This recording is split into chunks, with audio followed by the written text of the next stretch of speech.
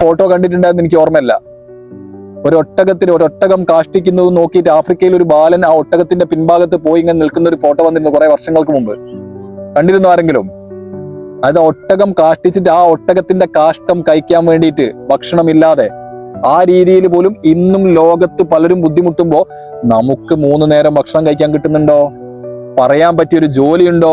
നിങ്ങൾ ഇന്ന് ചെയ്യുന്ന ജോലി എത്ര പേരെ സ്വപ്ന? എത്ര പേര് നാട്ടിൽ ഇപ്പോഴും ഇങ്ങനെ നോക്കിക്കൊണ്ട് എന്തെങ്കിലും ഒരു ജോലിയായിട്ട് എന്തെങ്കിലും ഒരു പണി മതി എനിക്കൊന്ന് ഗൾഫ് പോകണം എന്ന് പറഞ്ഞിരിക്കുന്ന ആൾക്കാർ ഇല്ലേ? അപ്പൊ ഇതൊക്കെ നമുക്ക് കിട്ടിയാലും നമ്മുടെ മനസ്സിൽ പരാതി തീരില്ല. അപ്പൊ പട്ടിണിയുടെ വാല്യൂ എന്താ നമുക്കറിയണം. നമ്മളിപ്പോ റംസാൻ നോമ്പും കാര്യമൊക്കെ എന്തിനു വേണ്ടിയിട്ടാ? അതിന്റെ ഏറ്റവും പ്രധാനപ്പെട്ട ലക്ഷ്യം എന്താ? പാവപ്പെട്ടവന്റെ അല്ലെ വിശക്കുന്നവന്റെ വിശപ്പിന്റെ ശക്തി നമ്മൾ അറിയണം. ആ വിശപ്പിന്റെ ശക്തി നമുക്ക് അറിയാൻ പറ്റുമ്പോൾ മാത്രമേ നമ്മൾ കിട്ടുന്നതിന്റെ വാല്യൂ നമുക്ക് മനസ്സിലാവും. ഇറാഖിൽ ഒരു ചെരുപ്പൂത്തി ഉണ്ടായിരുന്നു. ഈ ചെരുപ്പൂത്തിയുടെ ഏറ്റവും വലിയ അഭിലാഷം എന്തായിരുന്നു? ഏറ്റവും വലിയ ആഗ്രഹം ഹജ്ജിന് പോവാന്നുള്ള. അപ്പൊ ചെരുപ്പ് കുത്തുമ്പോൾ കിട്ടുന്ന കുറച്ച് പൈസയൊക്കെ ഇങ്ങനെ അദ്ദേഹം കൊണ്ടുവച്ചു. അങ്ങനെ അദ്ദേഹം കൊണ്ടുവച്ച് ഏകദേശം ഹജ്ജിന് പോകാനുള്ള ഒരു സമയമൊക്കെ ആയി. കുറെ വർഷങ്ങൾക്ക് ശേഷമാണ് ഈ പൈസ ചേർത്ത് വെച്ച് അദ്ദേഹം ഹജ്ജിന് പോകേണ്ടിയിട്ട് ഈ പൈസയൊക്കെ ചേർത്ത് വെച്ചിട്ട് ഈ ഹജ്ജിന് പോകാനുള്ള ഏകദേശം സമയമായി നിൽക്കുന്ന സമയത്ത് ഒരു ദിവസം അദ്ദേഹത്തിന്റെ ചെറിയൊരു മകനുണ്ട്, 5-6 വയസ്സുള്ള ഒരു കുട്ടി കരഞ്ഞുകൊണ്ട് വരികയാണ്. അടുത്ത വീട്ടിൽ നിന്ന് കരഞ്ഞുകൊണ്ട് വന്ന് അപ്പൊ ഉപ്പ ചോദിക്കും, എന്താ മോനെ കരയുന്നത്?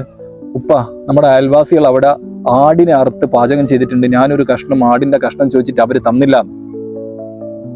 അപ്പൊ ഈ ഉപ്പ ഈ മോനെയും കൂട്ടിയിട്ട് അടുത്ത വീട്ടിലേക്ക് പോവുകയാണ്. അടുത്ത വീട്ടിലേക്ക് പോയിട്ട് അവിടുത്തെ ഉമ്മായോട് ചോദിക്കുക, നിങ്ങൾ എന്ത് പണി ഉമ്മ ചെയ്തത്? നിങ്ങളുടെ മോന്റെ കൂടെ കളിക്കുന്നല്ല എന്റെ മോനും, ഒരു കഷ്ണം ആട് അവന് കൊടുത്തുകൂടെ? എനിക്കിപ്പോൾ ആട് വാങ്ങാൻ പറ്റില്ല, ഞാൻ എല്ലാ പൈസയും ഹജ്ജിന് വേണ്ടി കൊണ്ടുവച്ചതാ. അപ്പൊ ഉമ്മ കരഞ്ഞുകൊണ്ട് പറയുന്നുണ്ട്, ഈ ആടിനെ എനിക്ക് നിങ്ങളുടെ മോന് കൊടുക്കണമെന്നുണ്ട്, പക്ഷെ എനിക്ക് കൊടുക്കാൻ പറ്റില്ല.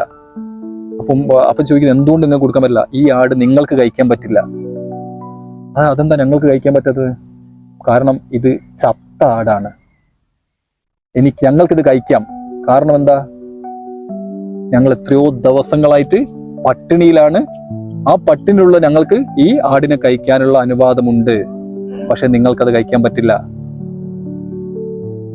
ഇത് കേട്ട ഉടനെ തന്നെ അദ്ദേഹം തിരിച്ചു പോയിട്ട് അദ്ദേഹം ഹജ്ജിന് പോകാൻ വേണ്ടി കൊണ്ടുവച്ച കംപ്ലീറ്റ് പൈസയും ഉമ്മാന്റെ കയ്യിൽ കൊടുക്കുക.